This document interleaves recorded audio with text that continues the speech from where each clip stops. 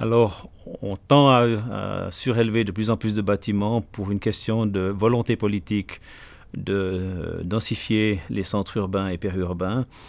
Et si on prend les autres raisons qui sont très importantes, c'est le fait qu'on cherche à assainir le parc immobilier. On sait que 50% de l'énergie actuellement qu'on consomme, et on en consomme beaucoup, 50% de cette énergie est utilisée pour le chauffage. Et dans ce sens-là, en surélevant, on arrive à rentabiliser des opérations d'assainissement thermique des bâtiments.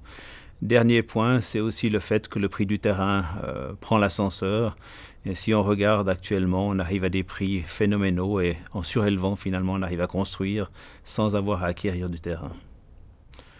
Alors, le cadre dans lequel on fait les surélévations, on pensait que c'était effectivement le milieu urbain exclusivement. Et on s'est rendu compte très rapidement, en cherchant nos exemples, qu'il y avait un potentiel qui était presque plus grand dans les milieux périurbains, sachant que dans ces milieux-là, à un moment donné, on avait tendance à construire des bâtiments qui étaient plus petits que ce qui était autorisé. Et de ce fait-là, il y a des réserves importantes. Donc dans ce cadre-là, maintenant, on est dans les milieux périurbains où on a le potentiel le plus grand. Et on commence aussi à avoir une volonté politique forte des communes qui cherchent à éviter le mitage du territoire en n'ayant pas des petites zones villas un peu partout. Donc dans ce cadre-là aussi, un peu plus loin des villes, on a aussi des surélévations qui sont possibles. Alors l'avantage, si on prend du bois, si on prend du point de vue énergétique pour commencer, énergétiquement, on a la possibilité, en utilisant du bois, de faire la structure porteuse dans la même épaisseur que l'isolation, ou l'isolation dans la même épaisseur que la structure. Et de ce fait-là, on arrive pour une épaisseur de mur donnée à une isolation maximum. Deuxième avantage important, c'est la vitesse d'exécution. Donc on est très rapide dans l'exécution d'un chantier, ce qui est très important quand on est en milieu urbain.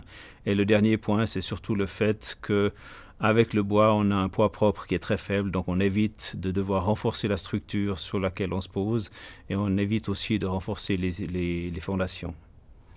Alors les systèmes constructifs qu'on doit choisir pour faire de la surélévation sont finalement ceux qu'on utilise classiquement dans de la villa, tout simplement parce qu'une surélévation se limite généralement à 2, éventuellement 3 niveaux, et dans ce sens-là, on n'a pas d'effort particulier.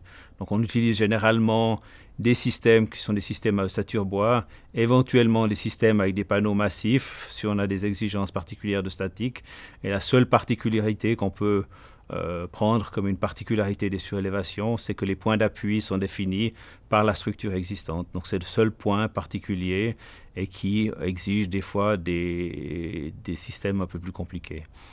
De façon générale, on pourrait dire qu'une surélévation n'est rien d'autre qu'un bâtiment qu'on pose sur un autre bâtiment.